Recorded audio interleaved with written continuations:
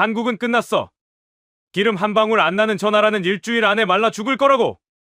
미국 하버드 엘리트들이 샴페인을 터뜨리며 한국의 비참한 몰락을 비웃고 있습니다. 중동의 하늘이 미사일로 불타고 전 세계 물류가 마비된 끔찍한 상황. 미국과 유럽의 거대 공장들마저 공포에 질려 줄줄이 문을 닫아골고 있죠. 모두가 미국의 바짓가랑이를 붙잡고 살려달라 애원할 때 오직 한 나라, 한국만은 다릅니다. 국가 샷다운은커녕 보란듯이 정유 공장을 100% 풀가동하며 도리어 전 세계 산업에 숨통을 쥐고 흔드는 겁니다. 오만했던 서구 열강들이 살기 위해 앞다투어 한국 앞에 머리를 조아리는 믿을 수 없는 대반전. 도대체 대한민국은 어떻게 총 한 발 쏘지 않고 세계의 정점에 선 것일까요? 지금 그 통쾌하고 충격적인 현장을 확인해 보십시오. 그 전에 잠깐 이야기를 시작하기 전에 구독과 좋아요 눌러주시면 정말 감사하겠습니다. 어디에서 듣고 계신지도 댓글에 남겨주시고 함께 해주세요. 저는 데이비드 밀러입니다. 뉴욕 월스트리트의 하늘을 찌를 듯한 마천 노숙. 그 가장 높은 펜트하우스에서 태어나 단 한 번의 실패도, 단 한 번의 좌절도 없이 하버드 경제학과 엘리트 코스를 밟아온 사람입니다. 제 혈관 속에는 거만하고 차가운 자본주의의 피가 흐르고 있었고, 제 머릿속에 굳건하게 박힌 세상의 이치는 너무도 명쾌하고 잔인할 만큼 단순했죠. 미국이 달러를 풀면 전 세계가 환호성을 지르며 호흡하고, 미군의 거대한 항공모함 전단이 바다를 가르며 전진하면 전 세계가 숨을 죽이고 길을 비킨다는 것. 그것이 제가 아는 유일한 진리였습니다.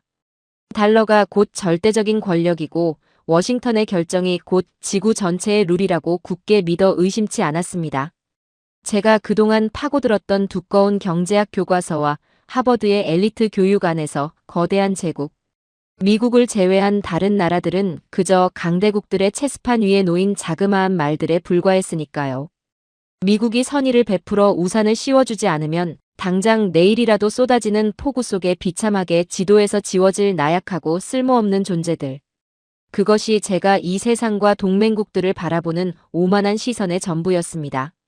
그러던 어느 날 우리가 철석같이 믿고 있던 세상의 질서가 통째로 흔들리는 끔찍한 사건이 터졌습니다. 중동의 캄캄한 밤하늘이 시뻘건 화염으로 찢어지듯 불타올랐습니다. 이란의 탄도미사일 수백 발이 이스라엘의 방공망을 향해 맹렬한 비처럼 쏟아져 내렸고 전 세계의 텔레비전과 스마트폰 화면은 온통 끔찍한 폭발음과 다급한 피난 행렬, 그리고 피를 말리는 붉은색 속보 멘트로 쉴 새 없이 도배됐습니다. 전면전이었습니다. 그것도 전 세계 원유 물동량의 30% 이상이 좁은 바닷길을 통과하는 세계. 경제의 가장 치명적인 급소 중 하나인 호르무즈. 해협이 완전히 봉쇄되는 최악의 시나리오가 눈앞의 현실이 된 겁니다. 그 파괴적인 여파는 핵폭탄보다 더 빠르고 잔인하게 전 세계를 강타했습니다.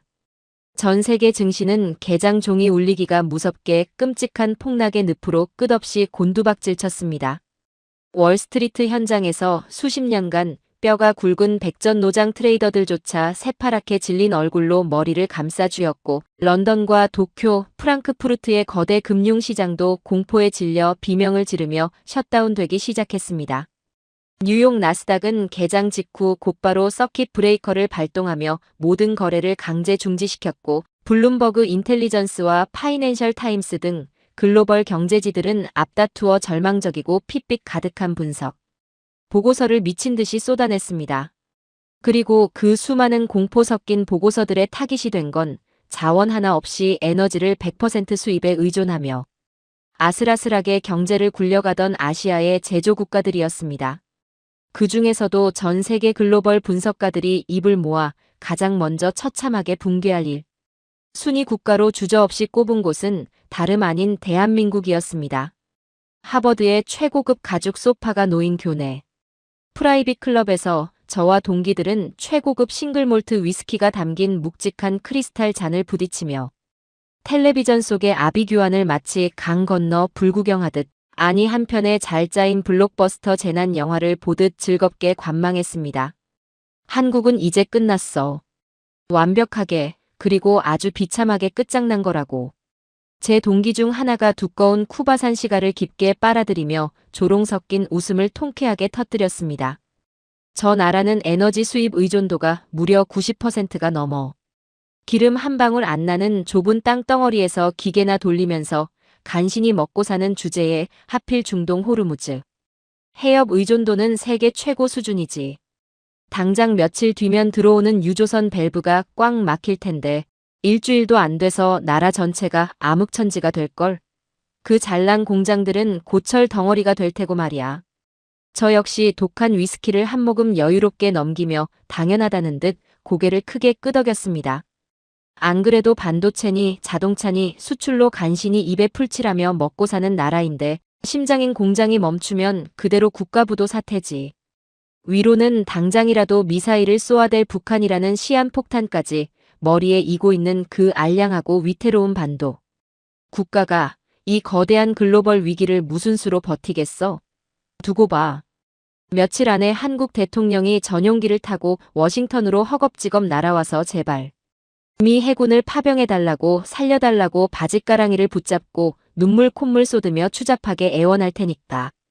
미국이라는 거대한 우산이 씌워주지 않으면 쏟아지는 산성비에 흠뻑 젖어 뼈까지 녹아내려 죽을 수밖에 없는 불쌍하고 나약한 나라잖아. 우리는 한국이라는 나라가 핏물을 토하며 무너져 내릴 것을 한치의 의심도 없이 너무나 당연한 자연의 섭리처럼 확신했습니다. 자원 한 방울 나지 않는 조그만 나라가 이 거대한 지정학적 위기 앞에서 스스로 할 수 있는 일이라곤 단 하나도 없으며 오직 강대국 뒤에 벌벌 떨며 숨어 처분을 기다리는 것뿐이라 굳게 여겼으니까요. 그것이 강자와 약자의 법칙이자 우리가 배운 지배의 논리였습니다. 하지만 제 그 알량하고 역겨운 오만함이 얇은 유리창처럼 산산조각 나고 뼈저린 수치심으로 온 얼굴이 불타오르듯 붉게 달아오르는 데는 단 며칠의 시간도 걸리지 않았습니다. 벤자민 카터 교수님의 거시경제학 심화 강의실에 오만방자한 걸음으로 들어서기 전까지는 말이죠. 카터 교수님은 그저 상아탑 안에 갇혀 먼지 쌓인 펜대나 굴리는 평범하고 지루한 몽상가가 아니었습니다. 피가 튀고 살이 깎이는 월스트리트. 한복판에서 수십억 달러의 거대한 자금을 쥐락펴락하던 전설적인 헤지펀드 매니저 출신. 2008년 서브프라임 모기지 사태의 끔찍한 붕괴 시점과 2021년의 거대한 글로벌 물류 대란을 날짜 하나 틀리지 않고 정확히 맞춰버린 소름 돋는 통찰력의 소유자였습니다. 현장의 피비린내 나는 돈의 흐름과 탐욕을 누구보다 정확히 읽어내는 능력을 가져 콧대 높은 백악관의 경제 수석들조차 그 앞에서는 한 수 접고 들어가는 진짜 거물이셨죠. 그런 분이 평소에 여유로운 농담 한마디 없이 얼음장처럼 차갑게 굳은 표정으로 강단에 올라서자 300명이 넘는 하버드 엘리트들로 꽉 찬 거대한 대형 강의실에는 순식간에 찬물을 끼얹은 듯 숨막히는 정적이 흘렀습니다. 교수님은 메어둔 넥타이를 살짝 거칠게 풀어 헤치며 아무런 인사말도 없이 등 뒤에 거대한 스크린에 복잡한 차트 하나를 띄웠습니다.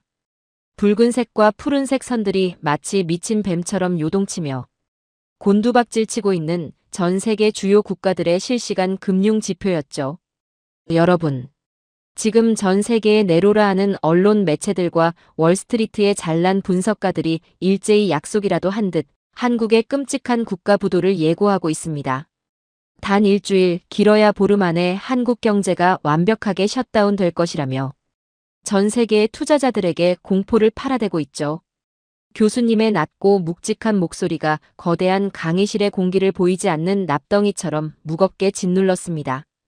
기름이 끊긴 한국은 모래성처럼, 아니 유리가루처럼 산산이 부서져 내릴 것이다. 모두가 그렇게 호언장담하며 떠들고 있습니다. 그런데 말입니다. 여기 그 잘난 전문가들의 입을 단숨에 다물게 만드는 아주 기이하고 소름 돋는 지표가 하나 있습니다.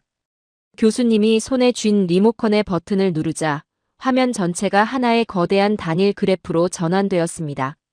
화면 중앙 상단에 굵고 붉은 글씨로 적힌 단어는 바로 대한민국 국가부도 위험지수였습니다. 국가가 빚을 갚지 못하고 파산할 위험을 실시간으로 나타내는 글로벌 투자자들의 가장 냉혹하고 정확한 성적표죠. 거짓말이 통하지 않는 가장 잔인하고 솔직한 돈의 지표였습니다.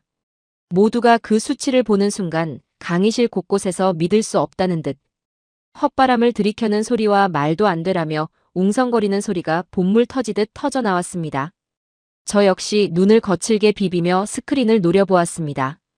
전쟁 발발과 함께 하늘 높은 줄 모르고 미친 듯이 위로 치솟아야 할 그 그래프의 선은 요동치기는커녕 마치 바람 한 점 없는 고요한 호수처럼 기형적일 만큼 꼿꼿하고 평온하게 일직선을 그리고 있었거든요. 전쟁이 터지기 전에 평화로운 시기와 비교해도 단일 %의 미동조차 없는 완벽하고 기괴한 수평선이었습니다. 한국이 당장이라도 굶어 죽고 무너질 것이라며 그렇게 전 세계가 호들갑을 떨어대는데 정작 피도 눈물도 없이 오직 수익만을 좇는 글로벌 자본시장의 짐승 같은 거물들은 단 한 푼도 한국의 붕괴에 돈을 걸지 않고 있었던 겁니다. 오히려 한국 경제에 대한 절대적인 신뢰를 굳건히 유지하고 있다는 소름 끼치도록 이질적이고 명백한 증거였습니다. 저는 제 눈앞에서 벌어지는 견딜 수 없는 인지 부조화에 휩싸여 그만 이성을 잃고 자리에서 벌떡 일어나 손을 번쩍 들었습니다. 정막을 깨는 제 구두 굽소리가 강의실에 날카롭게 울려 퍼졌습니다. 모두의 시선이 저를 향했지만 저는 멈출 수 없었습니다. 교수님, 그건 말도 안 됩니다. 그저 시장의 반응이 일시적으로 지연된 것 아닙니까?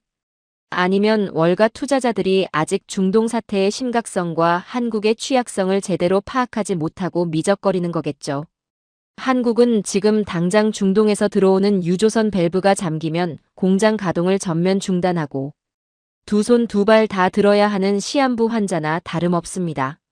며칠, 아니 단 하루 뒤면 저 빌어먹을 수치도 나스닥 지수처럼 곤두박질치고 파멸을 맞이할 게 뻔한데 어떻게 저딴 그래프 하나가 한국의 건재함을 증명한다는 말씀이십니까?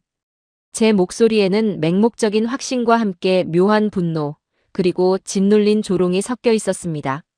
감히 한국 따위가 우리가 애써 설계한 이 거대한 위기의 룰을 가소롭다는 듯 벗어나 버텨낼 리가 없다는 뼛속 깊은 오만함이 제 이성을 완전히 지배하고 있었기 때문입니다. 하지만 카터 교수님은 흥분해서 씩씩거리는 저를 향해 아주 차갑고 서늘한 마치 세상 물정 모르는 꼬마를 보는 듯한 미소를 지어 보였습니다. 밀러군. 자네는 아직도 세상이 하버드 도서관에 낡아빠진 교과서대로만 돌아간다고 순진하게 믿는 모양이군. 단일 달러의 손실 앞에서도 부모 형제를 팔아치우고 가장 친한 친구의 등에 칼을 꽂는 짐승 같은 월스트리트의 투자자들이 과연 상황 파악을 못해서 머리가 나빠서 한국의 붕괴에 돈을 걸지 않는 걸까? 아니, 절대 아니야. 그들은 멍청한 게 아니라 자네같이 오만한 자들이 보지 못하는 무언가를 이미 똑똑히 아주 선명하게 보고 있는 거지. 스마트 머니는 절대 감정에 휩쓸리지도 헛된 희망에 기대지도 거짓말을 하지도 않네. 이 시장의 기괴한 침묵이 진짜로 의미하는 게 무엇인지 이제 자네 두 눈으로 직접 확인해 보게나. 교수님이 다시 한번 리모컨의 버튼을 강하게 꾹 눌렀습니다. 스크린에 평온하던 그래프가 사라지고 그 자리에 어두운 밤하늘 아래 펼쳐진 거대한 공장. 지대의 위성 영상과 실시간 열화상. 카메라 데이터가 징그러울 정도로 선명하게 나타났습니다. 호르무즈 해협이 봉쇄된 지 오늘로 정확히 닷새째입니다. 자, 화면 좌측을 보십시오. 아시아 물류의 심장이라는 싱가포르의 콧대 높은 대형 정유소들은 원유 조달에 실패해 이미 가동을 멈추고 차갑게 식어버렸습니다. 우측을 보실까요? 유럽의 자존심이자 심장이라는 네덜란드 로테르담의 거대한 정유 단지들도 비명을 지르며 굴뚝의 불이 하나둘 꺼져가고 있죠. 전 세계 산업을 돌리는 핏줄이 바싹 말라 비틀어지고 헐떡거리며 숨통이 끊어지고 있는 겁니다.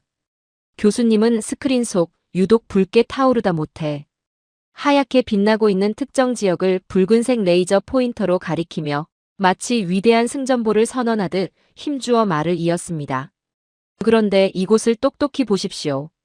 대한민국 남부 해안에 위치한 울산과 여수의 세계 최대 규모 정유 단지들입니다.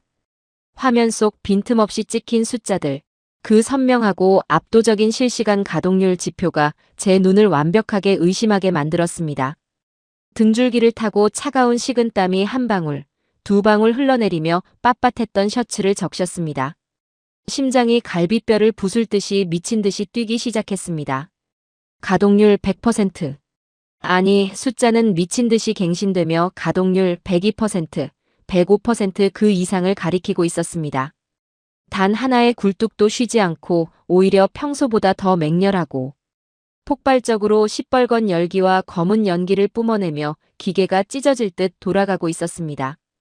전 세계가 당장 기계에 집어넣을 기름 한 방울이 없어 비명을 지르며 거대한 철문들을 걸어 잠그는 이 끔찍한 셧다운의 공포 속에서 강대국들이 서로를 탓하며 책임을 회피하고 패닉에 빠져 있는 바로 이 순간에 도대체 한국은 지도상의 점처럼 보이는 저 조그만 나라는 어디서 저 막대한 양의 기름을 긁어모아 저 거대한 공장들을 이토록 미친 듯이 돌리고 있는 것일까요?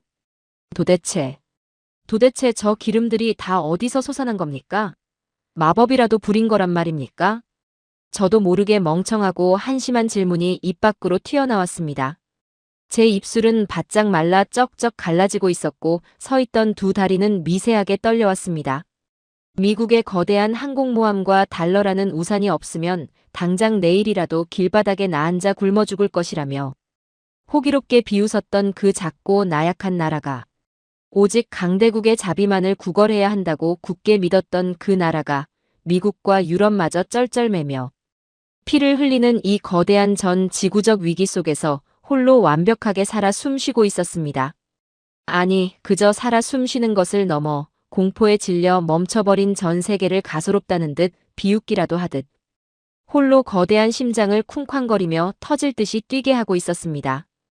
오직 미국만이 세상을 구원할 수 있다는 제 안에 굳건한 신앙과 견고하게 세워져 있던 미국 중심의 오만한 세계관이라는 거대한 유리 성벽에 처음으로 쩍하고 회복할 수 없는 거대한 균열이 가기 시작한 순간이었습니다. 저는 그 압도적인 수치와 시뻘건 용광로의 불빛 앞에서 태어나 처음으로 지독한 패배감과 알 수 없는 두려움을 느꼈습니다. 강대국의 오만한 논리가 철저하게 짓밟히는 위대한 대한민국의 진짜 반격이 이제 막 시작된 것이었습니다. 저도 모르게 튀어나온 멍청하고 절박한 제 질문에 강단에 선 카터 교수님은 마치 이 완벽한 굴복의 순간을 오랫동안 기다려왔다는 듯 아주 차갑고 서늘한 미소를 지어 보였습니다. 제 두 다리는 여전히 부끄러운 줄도 모르고 미세하게 사시나무처럼 떨리고 있었고 강의실 안을 빼곡히 채운 300명의 하버드 최고 엘리트들은 헛기침 소리조차 내지 못한 채 스크린 속 시뻘겋게 타오르는 한국의 거대한 용광로 불빛만 홀린 듯이 쳐다보고 있었습니다. 전 세계 산업의 숨통이 잔인하게 끊어지고 핏줄이 말라붙는 바로 그 끔찍한 절망의 순간에 도대체 어떻게 저 지도상의 작은 반도 국가만이 미친 듯이 거대한 심장을 펌프질하며 홀로 뜨거운 피를 뿜어내고 있는 것일까요? 도대체 어디서 저 막대한 기름이 솟아났냐고 물었나? 밀러군, 내가 알지 못하는 기적의 마법이라도 부린 게 아니냐고? 카터 교수님의 날카로운 목소리가 텅 빈 강의실의 정막을 무자비하게 찢어발겼습니다. 그래, 뼛속까지 오만한 자네 눈에는 저 압도적인 현상이 그저 말도 안 되는 마법처럼 보이겠지. 강대국들이 무한정 찍어내는 종이 쪼가리 달러와 펜타곤의 무식한 무기만이 이 세상을 움직이는 유일한 힘이라고 맹신해온 자네들의 그 얄팍하고 빈곤한 상식으로는 저 기적 같은 수치를 도저히 설명할 길이 없을 테니까. 하지만 똑똑히 새겨듣게나. 현실은 자네의 그 오만하고 게으른 상상보다 훨씬 더 치밀하고 등골이 서늘해질 만큼 소름 끼치도록 무서운 법이라네. 교수님이 손에 쥔 리모컨을 한 번 더 강하게 누르자 한국의 붉은 정류 단지를 비추던 화면이 꺼지고 거대한 세계 지도가 거대한 스크린을 가득 채웠습니다. 그리고 그 지도 위로 아시아의 작은 점에 불과한 대한민국에서 시작된 수백 개의 굵고 붉은 선들이 마치 살아 숨쉬는 거미줄처럼 사방으로 뻗어나가기 시작했습니다. 그 선들이 종착지로 향한 곳은 미사일이 빗발치며 불타고 있는 중동의 모래사막이 절대 아니었습니다. 미국의 텍사스, 남미 브라질의 심해, 유전, 캐나다의 거대한 셰일 지대, 중앙아시아 카자흐스탄의 광활한 평원, 그리고 이름조차 생소한 아프리카 대륙의 수많은 항구들. 무려 17개국에 달하는 전 세계의 에너지 거점들이 오직 한국이라는 단 하나의 심장을 향해 핏줄처럼 징그럽고도 완벽하게 연결되어 있었습니다. 1억 1천만 배럴. 이 숫자가 도대체 무슨 의미인지 짐작이나 가는 사람 있습니까? 교수님이 좌중을 압도하며 매섭게 물었지만 300명의 천재들 중 감히 입을 떼는 사람은 단 한 명도 없었습니다. 이건 중동에서 전쟁이 발발하고 호르무즈 해협의 밸브가 완전히 잠기자마자 한국이 단 1초의 망설임도 없이 즉각적으로 자국 항구에 쏟아부은 대체 원유의 양입니다. 무려 대한민국이라는 거대한 산업국가 전체가 남의 눈치 한번 보지 않고 5달을 거뜬하게 버틸 수 있는 실로 어마어마하고 폭력적일 만큼 압도적인 물량이죠. 저는 도저히 이 비현실적인 상황을 믿을 수 없어 땀에 젖은 머리를 거칠게 쓸어넘기며 다시 한번 악에 받쳐 소리쳤습니다.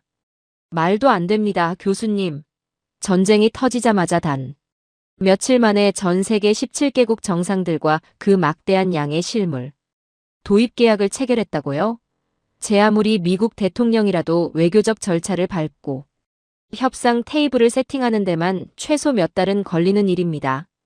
저건 물리적으로, 아니 상식적으로 절대 불가능한 조작된 수치라고요. 누가 전쟁이 터진 후에 다급하게 계약을 체결했다고 했나? 교수님의 서늘하고도 잔인한 반문에 제 숨이 턱하고 막혀버렸습니다. 밀러군, 한국은 이미 모든 준비가 완벽하게 끝난 상태였네. 중동의 전쟁이 터지기 훨씬 전부터, 아니, 세상의 모든 멍청한 강대국들이 얄팍한 평화에 취해 샴페인을 터뜨리며 파티를 즐기고 있을 그 시간부터 말이야. 그들은 이미 전 세계 17개국의 문을 조용히 두드리고 웃으며 악수하고 도장만 찍으면 곧바로 막대한 원유가 쏟아져 들어오도록 모든 공급망, 프레임워크를 소름 끼치도록 완벽하게 구축해서 서랍 속에 숨겨두고 있었던 거야. 이건 우연히 맞춘 예측이 아니야. 전쟁이라는 거대한 재앙마저 자신들의 시스템을 증명할 무대로 써먹기 위해 완벽하게 대비하고 있었던 거지. 교수님은 스크린에 아랍에미리트의 국왕과 한국의 대통령이 손을 맞잡고 있는 사진 한 장을 띄웠습니다. 자네들, 2년 전 한국이 중동과 체결했던 수백억 달러 규모의 거대한 방산 계약을 기억하나? 콧대 높은 월스트리트의 엘리트들은 그저 가난한 한국이 운 좋게 무기나 몇 개 팔아서 푼돈을 번다고 조롱하고 비웃었지. 하지만 그 두꺼운 계약서 가장 깊숙한 곳에는 감히 미국조차 상상하지 못한 무시무시한 독소 조항 하나가 피눈물 나게 박혀 있었어. 바로 전시 에너지 최우선 공급권이라는 단 한 줄의 문장 말이야. 한국은 중동의 왕들에게 자신들의 최첨단 무기를 쥐어주면서 그 무기를 쏠 탄약, 즉 에너지를 이미 합법적인 인질로 잡아둔 거네. 총을 쥐어주는 대가로 그들의 심장과 핏줄을 통째로 자기들 소나기에 꽁꽁 묶어둔 셈이지. 이게 정녕 힘없는 약소국의 외교로 보이나? 제 머릿속이 하얗게 벼락을 맞은 듯 아득해졌습니다. 단순하게 물건을 사고 파는 무기 수출이 아니었습니다. 그들은 국가의 처절한 생존을 담보로 전 세계를 상대로 감히 어느 강대국도 풀 수 없는 거대한 체스판을 10년 앞서 짜두고 있었던 겁니다. 하지만 카터 교수님이 준비한 충격과 공포는 이제 겨우 시작에 불과했습니다. 더 무서운 건 창고에 쌓아둔 기름의 양 그 자체가 아닙니다. 교수님의 날카로운 눈빛이 맹수처럼 번뜩였습니다. 거대한 정유공장이라는 유기체는 단 하루, 아니, 단 1시간이라도 핏줄이 막혀 가동을 멈추면 파이프가 굳어버려 재가동에 천문학적인 비용과 끔찍한 시간이 소요됩니다. 한국은 중동발 유조선이 끊겨 공장의 심장이 멎으려는 찰나의 순간 국가가 깊숙한 곳에 비축해둔 전시용 원유를 정유사들에게 마치 현금을 대출해주듯 즉각적으로 수혈해줬습니다. 그리고 그렇게 텅 비워진 국가의 비축 창고는 한국의 해수부와 해운사들이 독자적인 인공지능, 위성 관제 시스템을 동원해 미 해군조차 파악하지 못한 비밀 수로를 뚫고 17개국에서 실어온 대체 원유로 실시간으로 꽉꽉 채워 넣었죠. 교수님은 마치 위대한 교향곡을 지휘하듯 두 팔을 넓게 펼쳤습니다. 정부가 위기의 순간에 국가의 피를 내어주고 기업은 그 피를 맹렬하게 태워 인류의 문명을 만들고 AI 해운망이 지구 반대편에서 새로운 피를 끊임없이 실어 나르는 이 기괴할 정도로 완벽한 무한 동력 알고리즘. 이건 단순히 책상머리에서 나온 행정이 아니야. 전 세계가 멸망의 위기에 처해 서로를 물어뜯는 그 야만의 순간에 단 1초의 공백도 없이 완벽하게 작동하도록 철저하게 설계된 인류 역사상 가장 정밀하고 잔인한 생존의 유기체인 겁니다. 강의실은 무덤보다 더 깊은 숨소리조차 낼 수 없는 완벽한 진공 상태가 되었습니다. 제 두 손은 이미 통제할 수 없는 식은땀으로 흠뻑 젖어 축축하게 얼어붙어 있었습니다. 세계 최강이라는 미국의 위대한 행정 시스템조차 고작 바이러스 팬데믹 하나에 무참히 무너지며 마스크 한 장, 화장지 한 롤 못 구해 전 국민이 마트에서 주먹 다짐을 벌였는데 이 작고 볼품없다 여겼던 나라는 전 세계 경제가 셧다운되는 멸망의 위기 속에서 국가 전체를 하나의 거대한 사이보그 생명체처럼 한치의 오차도 없이 완벽하게 통제하고 있었던 겁니다. 하지만 제 피 속에 흐르는 오만한 엘리트주의는 어떻게든 마지막 남은 알량한 자존심의 끈을 부여잡으려 처절하게 발버둥 치고 있었습니다. 좋습니다. 한국이 미친 듯한 쥐새끼 같은 생존 본능으로 어떻게든 당장 태울 기름을 구했다고 치죠. 하지만 교수님, 그래봤자 그들은 결국 하청을 받는 거대한 공장 쪼가리에 불과합니다. 우리 위대한 미국이 소비해주지 않으면, 월스트리트가 그들에게 달러를 내어주지 않으면 그 아까운 기름을 태워 만든 물건들도 결국 팔리지 않는 흉물스러운 고철 덩어리에 불과하다고요. 달러를 쥐고 있는 미국이 여전히 그들의 생사여 탈권을 쥐고 있다는 이 절대적인 사실만큼은 절대로 변하지 않습니다. 제가 핏대를 세우며 악에 받쳐 소리치자 카터 교수님은 마치 불쌍하고 어리석은 짐승을 내려다보는 듯 아주 깊고 무거운 한숨을 길게 내쉬었습니다. 그리고는 천천히 강단 뒤에 칠판을 향해 돌아서서 하얀 분필을 꾹꾹 눌러가며 단어 하나를 아주 큼지막하게 적어 내려갔습니다. 화려한 스크린 자료를 놔두고 직접 손으로 뼈를 깎듯 눌러 쓴 그 서늘한 단어 하나. 나프타. 밀러군. 자네가 지금 오만하게 손에 쥐고 있는 최고급 아이폰. 자네가 주말마다 몰고 다니는 억대의 스포츠카. 그리고 우리 위대한 미군의 하늘을 새까맣게 뒤덮으며 자네의 자부심을 지켜주는 스텔스 전투기와 요격 미사일. 그 모든 찬란한 문명의 시작점이 도대체 무엇인지 단 한 번이라도 생각해 본 적 있나? 바로 저 볼품없는 이름의 나프타야. 검은 원유를 극한의 기술로 정제해 짜내는 플라스틱과 최첨단 소재의 가장 기초적인 뼈대이자 군사무기의 핏줄이지. 그리고 이 나프타를 군사용 반도체 급의 초정밀, 하이엔드 소재로 완벽하게 가공해낼 수 있는 능력을 갖춘 국가는 사실상 지구상에서 대한민국이 유일하네. 그 빌어먹을 하청 공장이라 부르던 한국이 감히 그들의 밸브를 살짝, 아주 살짝만 잠가도 우리에게 어떤 끔찍한 재앙이 벌어지는지 아나? 교수님의 벼락 같은 일갈이 채 끝나기도 전에 거대한 스크린에는 미국 국방부 펜타곤의 급 기밀 마크가 선명하게 찍힌 다급하고 처참한 내부 보고서가 여과 없이 띄워졌습니다. 긴급 한국발 나프타 및 특수 레이더 흡수 소재 공급 지연으로 인한 록히드 마틴 F-35 스텔스기 조립 라인 및 요격 미사일 부품 생산 라인 가동 30일 내 전면 셧다운 위기. 제 심장이 갈비뼈를 뚫고 나올 듯 덜컥 내려앉으며 눈앞이 핑 도는 아찔한 현기증이 밀려왔습니다. 전쟁의 여파로 한국으로 향하는 나프타 원료 공급선이 미세하게 흔들릴 기미를 보이자 한국 정부는 단 하루 만에 나프타를 국가 최우선 전략 안보 자산으로 지정하고 강력하게 통제해버렸습니다. 해외로 나가는 수출 물량 밸브를 자기들 마음대로 꽉 잠가버린 거죠. 단순한 수입국에서 전 세계의 자원을 통제하는 무시무시한 권력 국가로 진화해버린 겁니다. 그러자 어떤 일이 벌어졌을까? 한국이 그깟 밸브를 잠근 지 단 일주일 만에 전 세계 자동차 생산 라인이 도미노처럼 멈춰섰고 실리콘밸리의 거대한 서버 증설이 마비됐으며 심지어 세계 최강을 자부한다는 우리 펜타곤의 미사일 부품 라인마저 피가 말라붙어 숨통이 끊어질 위기에 처한 겁니다. 교수님은 제 눈을 똑바로 응시하며 말을 이었습니다.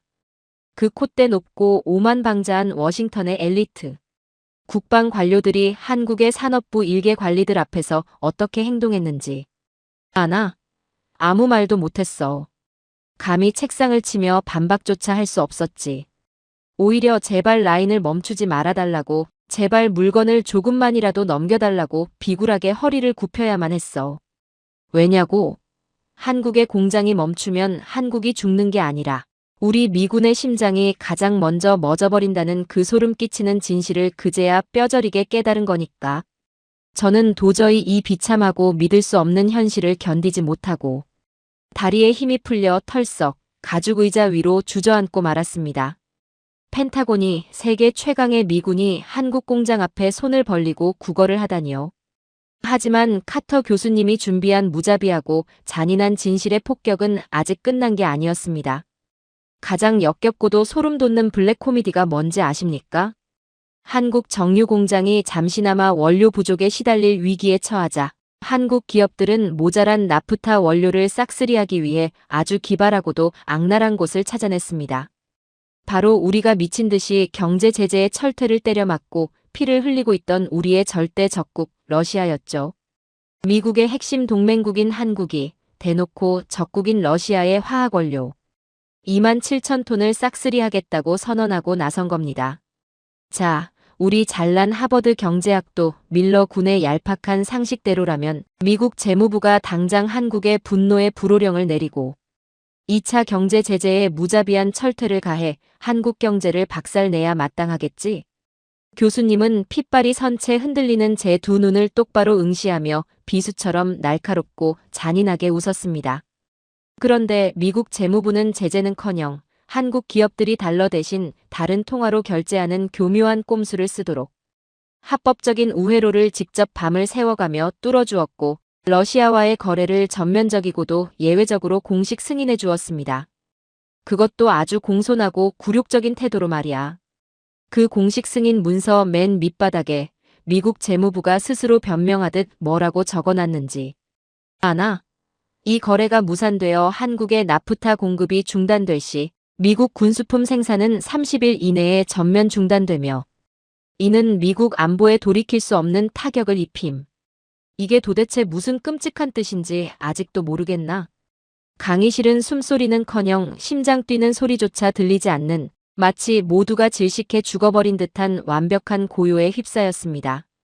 오직 제 머릿속에서 평생을 쌓아온 거대한 세계관이 와르르 무너져 내리는 끔찍한 파열음만이 미친 듯이 울려 퍼지고 있었습니다.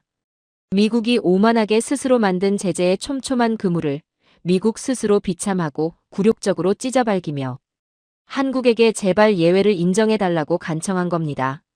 한국이 단 한 방울의 피도 흘리지 않고 미국 전체를 상대로 완벽하고도 거대한 여인질극을 벌인 거라고요. 총 한 발 쏘지 않고 그 어떤 시끄러운 군사적 위협이나 외교적 결례도 없이 오직 거대한 공장의 밸브 하나로 세계 최강 미국의 목줄을 비틀어 쥐고 협상 테이블에 무참히 무릎을 꿇려버린 겁니다. 교수님의 터질 듯한 일갈이 거대한 천둥 번개가 되어 제 심장 한가운데에 무자비하게 내리꽂혔습니다. 저는 그들을 자원 하나 없는 불쌍하고 가난한 나라라고 비웃었습니다. 미국의 우산 아래서 비를 피하며 벌벌 떠는 나약한 속국이라고 오만하게 조롱했습니다. 하지만 진실은 제 상상을 초월할 만큼 너무도 처참하게 정반대를 가리키고 있었습니다. 한국은 미국이 동정심으로 지켜줘야 할 가련한 약자가 절대 아니었습니다. 미국의 제재 문구를 법적으로 정밀하게 해체하고 적국의 자원마저 합법적으로 진공청소기처럼 빨아들이며 전 세계의 최첨단 산업과 강대국들의 안보 목줄을 조용히 하지만 가장 치명적이고 확실하게 틀어지고 있는 공급망의 절대 군주. 인류의 문명이 멈추지 않고 돌아가기 위해 절대 심장이 멎어서는 안 될 거대한 중앙처리 장치가 바로 저 아시아의 작은 거인 대한민국이었던 겁니다. 저는 턱관절이 빠질 듯 입을 벌린 채 스크린 속 어두운 밤하늘을 대낮처럼 하얗게 밝히며 무서운 속도로 맹렬하게 돌아가고 있는 한국의 거대한 정유 단지들을 올려다보았습니다. 제 얼굴은 뼈저린 수치심과 이제껏 한 번도 경험해보지 못한 거대한 경외감으로 불타오르듯 붉게 아주 붉게 달아오르고 있었습니다. 평생 우물 안개구리처럼 믿어 의심치 않았던 미국의 패권이라는 신기루가 산산조각 나고 오직 피땀 어린 실력과 철저한 시스템 하나로 세상을 지배하는 대한민국이라는 거대한 제국이 제 머리 위로 압도적인 그림자를 들이우며 우뚝 솟아오르는 기적 같은 순간이었습니다. 하지만 제 알량하고도 질긴 방어 기제는 여전히 끈질기게 발버둥 치고 있었습니다. 경제와 공급망, 그래요. 그 모든 복잡한 핏줄을 한국이 쥐고 있다는 그 끔찍한 진실은 이제 제 뼈를 때리며 인정할 수밖에 없었습니다. 공장이 멈추고 자원이 통제되는 그 숨막히는 공포 앞에서는 그 어떤 오만함도 무릎을 꿇어야 했으니까요. 하지만 제게는, 그리고 우리 위대한 미국에게는 아직 절대적인 최후의 보루가 남아 있었습니다. 바로 힘. 그 어떤 복잡한 경제 논리도 단숨에 짓밟아버릴 수 있는 압도적이고 폭력적인 군사력이었죠. 전쟁의 최종적인 심판은 결국 누가 더 강한 무기를, 더 치명적인 화력을 가졌느냐로 결정되는 법입니다. 그리고 그 무기의 절대적인 왕좌는 언제나 우리 펜타곤과 로키드 마틴, 보잉 같은 미국의 거대 군산복합체들이 차지하고 있었죠. 저는 식은땀을 닦아내며 간신히 떨리는 목소리를 가다듬었습니다. 교수님, 한국이 얄팍한 상술과 공급망 통제로 위기를 넘겼다는 건 인정하겠습니다. 하지만 지금 중동에서 벌어지는 건 장사꾼들의 숫자 노름이 아니라 피가 튀고 미사일이 날아다니는 진짜 전쟁입니다. 결국 그 하늘을 통제하고 평화를 강제하는 건 우리 미국의 패트리엇, 미사일과 F-35 전투기 아닙니까? 아무리 한국이 기름을 쥐고 흔들어도 펜타곤의 압도적인 무력 앞에서는 결국 보호를 구걸해야 하는 연약한 존재일 뿐입니다. 제 절규에 가까운 외침에 강의실 안의 몇몇 동기들도 동조하듯 고개를 끄덕였습니다. 마지막 남은 미국의 자존심이었으니까요. 하지만 카터 교수님은 마치 제가 그 말을 꺼내주기를 간절히 기다렸다는 듯 그 어느 때보다 서늘하고 기괴한 미소를 지으며 강단을 주먹으로 쾅 내리쳤습니다. 밀러군, 자네가 그토록 맹신하는 그 압도적인 무력이 이번 중동 전쟁에서 얼마나 비참하게, 얼마나 치욕적으로 무너져 내렸는지 아직도 보고서를 읽지 못한 모양이군. 지금 당장 펜타곤의 장군들이 지하실에 모여 머리를 쥐어뜯으며 절망하고 있는 이유가 뭔지 아나? 바로 자네가 자랑스러워하는 그 패트리엇 미사일의 끔찍한 한계 때문이야. 스크린에 화면이 거친 흑백의 군사작전 위성 영상으로 전환되었습니다. 이란의 드론과 값싼 탄도 미사일들이 벌떼처럼 쏟아지던 첫날 밤을 똑똑히 보십시오. 우리 미국의 자랑스러운 패트리엇이 하늘로 솟아올랐지. 요격은 성공적이었어. 하지만 그 결과는 우리 군수 내부를 완벽한 절망으로 몰아넣었네. 왜인 줄 아나? 고작 수천만 원짜리 조잡한 이란제. 드론 하나를 떨어뜨리기 위해 무려 한 발당 50억 원이 훌쩍 넘는 패트리엇 미사일을 소모해야 했기 때문이야.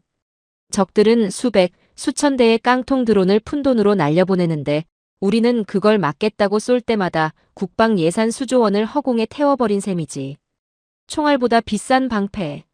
이게 바로 현대전의 늪이자 자본주의 군대의 가장 끔찍한 아킬레스건이라네. 교수님의 목소리가 벼락처럼 강의실을 때렸습니다. 전쟁은 결국 돈과 소모전의 싸움이야. 전 세계의 콧대 높은 방공 시스템들이 이 기괴하고 비효율적인 가성비 앞에 무릎을 꿇고 절망했어. 창고에 쌓인 패트리엇 재고는 바닥을 드러내고 새로 찍어내려면 무려 5년에서 10년이라는 미친 시간이 필요하지. 그런데 바로 그 순간 전 세계 군사 전문가들의 눈알을 튀어나오게 만든 충격적인 사건이 아랍에미리트 하늘 위에서 벌어졌네. 영상 속 흑백 화면이 거치고 캄캄한 중동의 밤하늘을 수놓는 찬란하고도 맹렬한 불기둥들의 궤적이 선명한 컬러로 나타났습니다. 똑똑히 보십시오. 미군의 패트리엇이 재고 고갈로 침묵하던 그 절망의 순간 아랍에미리트에 전격 배치되어 있던 한국의 최첨단 방공 시스템 천궁 2호가 불을 뿜기 시작했습니다. 실제 교전 상황, 그것도 수십 발의 미사일이 비처럼 쏟아지는 극강의 실전 상황에서 한국의 천궁은 무서운 속도로 레이더를 돌리며 이란발 미사일과 드론들을 가차없이 아주 완벽하게 허공에서 갈기갈기 찢어버렸습니다. 저는 턱을 벌린 채 스크린에서 눈을 뗄 수 없었습니다. 요격, 또 요격. 화면 속 천궁의 요격 궤적은 기계처럼 차갑고도 소름 끼치도록 정확했습니다. 펜타곤의 수뇌부들이 천궁의 실전 요격 성공률 데이터를 받아보고 경악을 금치 못했습니다.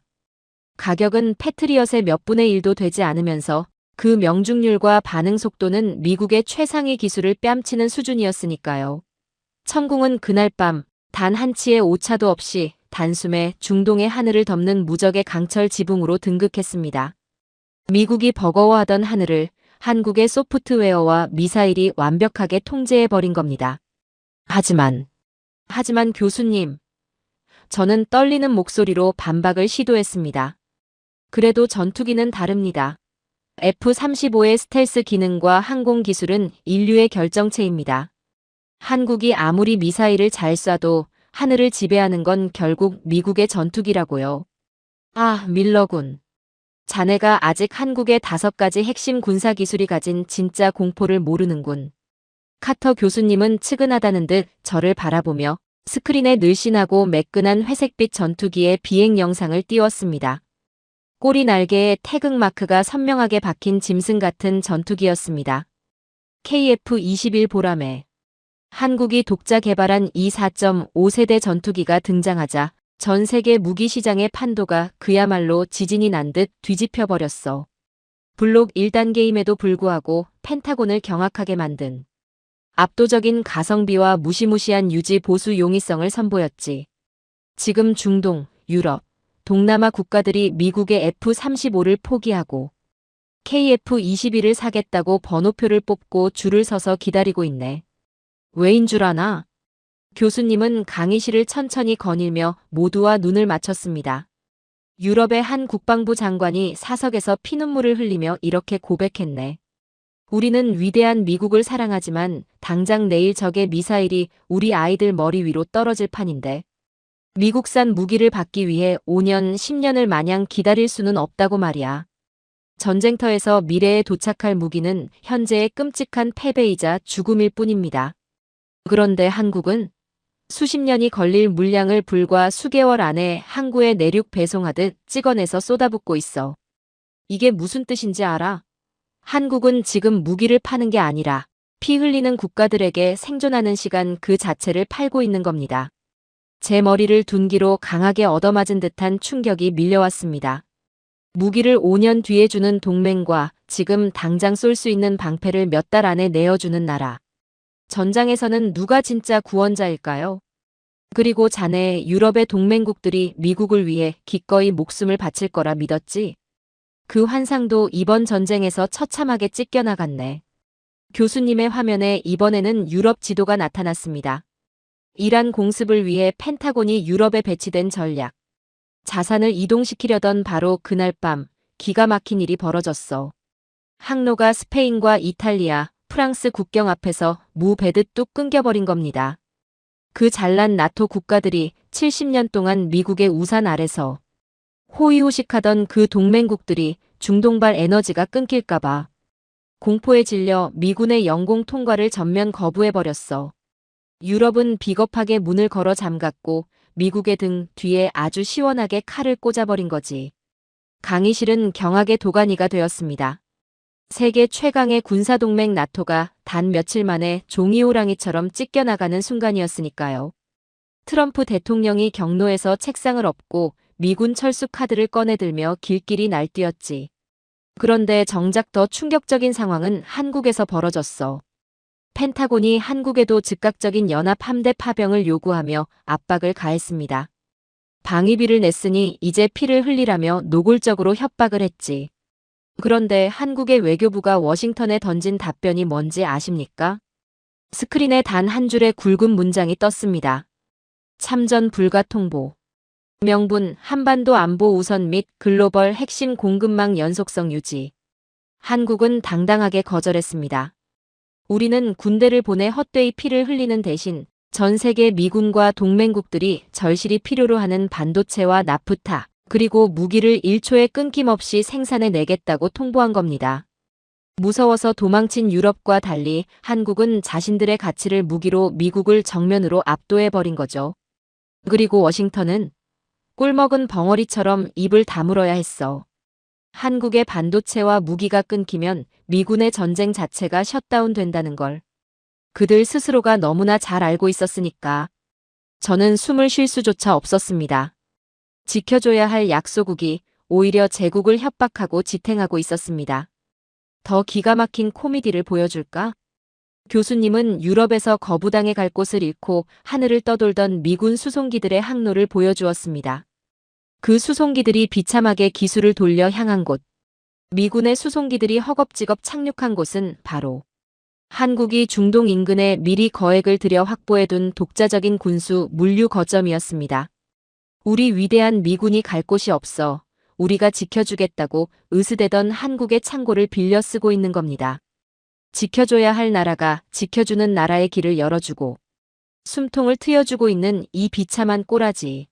이게 바로 자네가 조롱하던 한국의 대체 불가능한 실력의 민낯이야.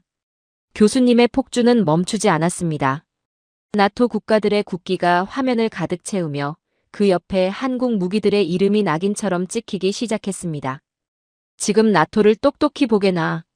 폴란드를 시작으로 루마니아, 노르웨이, 핀란드까지 유럽의 콧대 높은 국가들이 앞다투어 한국의 K2 흑표 전차와 K9 자주포, 천무 다연장 로켓을 사들이기 위해 백지수표를 들고 서울로 달려가고 있어. 왜?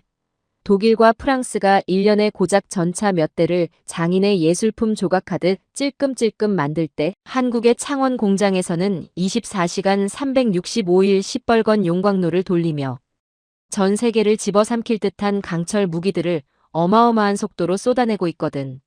한국 무기는 완벽하게 미국의 데이터 링크와 호환됩니다. 싸고 미치도록 강하고 무엇보다 주문하면 바로 배달이 오지.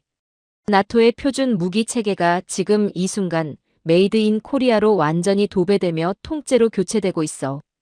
70년 동안 미국과 유럽이 독식해온 방산 시장의 견고한 성벽을 한국이 발로 차 부수고 들어가 새로운 황제로 등극한 겁니다. 세계